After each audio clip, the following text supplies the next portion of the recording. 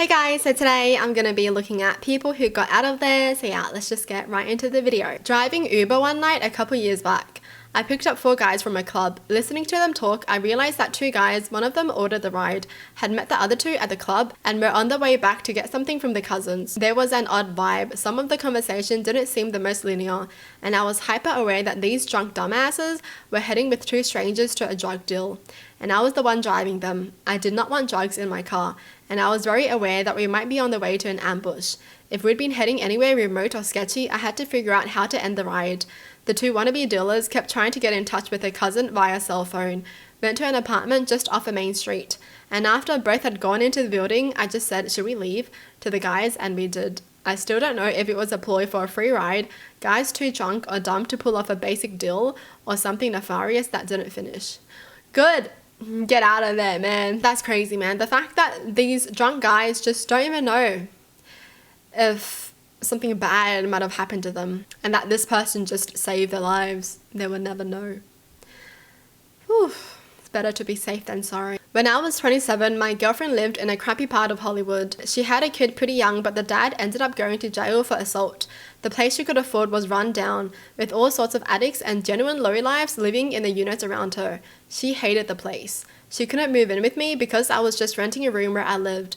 It was better than living at her parents' though. I went to visit her after my shift ended at 9 p.m, picked up some food and planned to cook for her.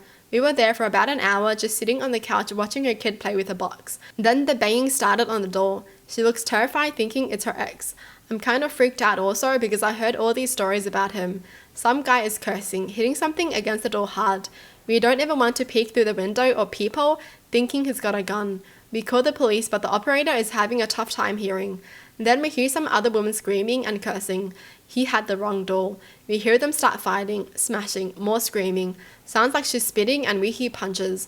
We're not sure if it's her or him, but it's loud. 911 operator says police are on their way. The kid starts screaming because he's scared. The man outside starts banging on the door again. He thinks his kid is with us and shouts he's going to kill us for taking his kid. My girlfriend just breaks down at this point and starts crying. Maybe 10 minutes later, the police arrive. They arrest both of them, then took our statements. She moved out a couple days later and we ended up renting another crappy apartment, but in a much better area. Dude, that's scary. The fact that someone random can just come up to your door and start knocking and screaming and going crazy and shouting that they're gonna kill you. Yo. Scary. Imagine living in a neighborhood like that. I would not like that at all. Once when I was like 8 years old, I lived in a trailer park with mostly normal but occasionally sketchy folks around. I was really bored at home and asked my parents if I could walk up the street to my friend's house. Not very far, maybe just out of sight of my parents' trailer. It was like the middle of the day and we knew a lot of people in our street, so my parents said yes. So here I am, an 8-year-old little girl walking to my friend's house. Just as I got out of sight, I saw an adult man walking towards me straight ahead. I immediately have my alerts on because I was alone, of course, and had never seen this dude before. I keep hoping he veers off on another course away from me, but he keeps coming towards me and I notice his eyes are locked on me and he's smiling. I got the creeps, but I was pretty close to my friend's house now. I looked around and realized there wasn't anyone else outside to witness anything. He finally gets close enough to say something to me, and this is what made me run. He said, "Hey, do you think you could take your shoes off? Please, I want to see your feet." And I said, "Huh? What?" And he asked me again to see my feet. Y'all, I turned around and sprinted so fast back to my house. I was terrified. Oh, what a creep.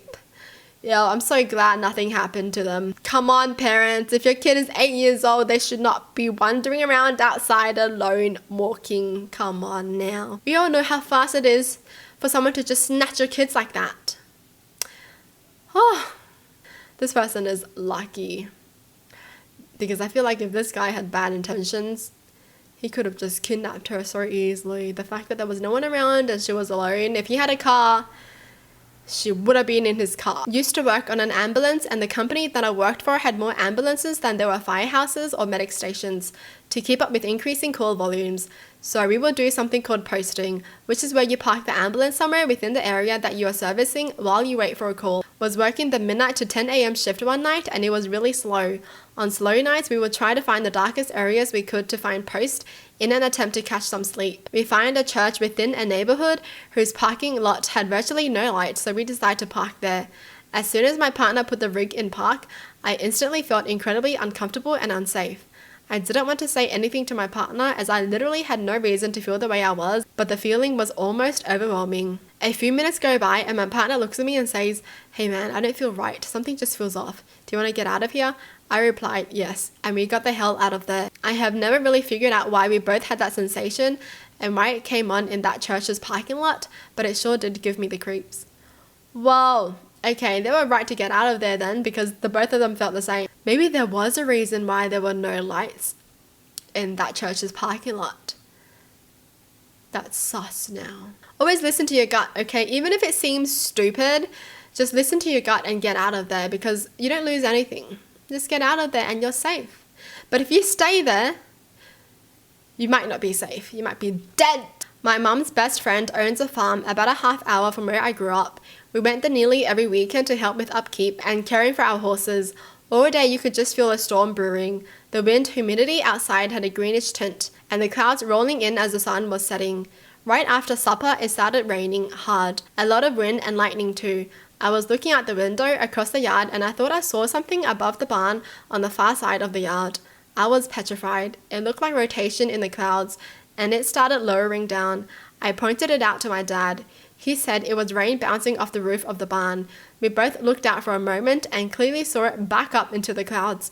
I got goosebumps. We looked at each other for a second in disbelief. Then he shrugged and went back into the living room. I sheltered in the bathroom. The next day, we saw in the news that an F4 tornado ripped through a small town, about 24 miles from where we were. I got chills when I saw the news reports. Whoa! That was close. Dude, dads are always like that. Dads are just like, could be worse. See, dads don't gut feelings, okay? It's always the mum. I had this friend in college who really liked to drink. She had a big ass house to herself, so we'd drink together a lot. One night we were outside smoking and one of her neighbors comes up to the driveway to his door and is chatting with my friend. Eventually he invites us over for drinks and gaming. He shares the house with another guy. They're both young military guys. We're there for a while, have a few drinks, played Worms on the 360, and they got to show off the entertainment setup, which for the time was inviolable. They were really cool guys. We're having fun and one gets up and says, "Be back in a second." He leaves for a minute or two and then comes back. He walks in the room and stands facing the other guy who also stands up. They are there just staring intensely at one another for a while and things are real awkward. Then the one who had left reaches down and unzips his pants. I'm grasping at my friend, whisper talking, "Nat, please, we have to leave." She stares, slack-jawed, unmoving. I'm just about to start climbing over the couch to escape when the two of them laugh uncontrollably. It was a prank. I will never forget that in 100 years. Dude, you made women feel uncomfortable because of your act and you think that's funny? Dude, I would be in my fight mode after that, man. Like, honestly. Like, you know, at that moment, I probably think something's gonna happen. I'm gonna die or something. They're gonna attack me. They're gonna do something. Dude, why would you joke about that? That's not funny. 2019 summer, I was house sitting for my dad while he was away for work. The house is in the middle of nowhere and barely even on Google Maps. Usually when friends would come over, I would have to drive to the top of the nearest paved road and lead them down a few more paved streets to my dad's place. I had had a few drinks with friends and had been dropped off my friend that lived close by. He dropped me off at the side of the house because it was easier for him to turn around there. So I walked up the stairs and entered with my key through the side door that led to the kitchen. The kitchen overlooked the front garden, but the front door was nestled into a small porch and wasn't visible to me. I saw a movement in the front garden while I was making tea in the kitchen and immediately turned off the lights. There was a man trying to look into the kitchen windows from the garden. He ended up walking around to the wall-to-ceiling glass doors around the back of the house, cupping his hands to the glass and trying to look in. I wasn't completely sober that night, so I remember just thinking the situation didn't seem real. He couldn't see me in the dark, but I was hiding behind the wall that separated the kitchen from the dining/lounge area. I had stupidly not locked one of the glass doors closer to the front door, and he started entering the house in the pitch black, not realizing I was maybe 10 feet away from him. I had already called the friend who had dropped me off as I knew he was still nearby. Cops would have taken at least 30 minutes to get to me. Knowing his parents, ex-military, kept a gun in a safe in the truck. I remember just wanting to run, get out of the house as soon as possible. The situation didn't feel real at all, like something from a movie. I was acting on adrenaline, But if I ran, I'd be alone in the middle of nowhere with a deranged man chasing after me. As the guy walked further into the house, I stepped out and put a knife on him. Again, I was not sober. It was a very stupid thing to do.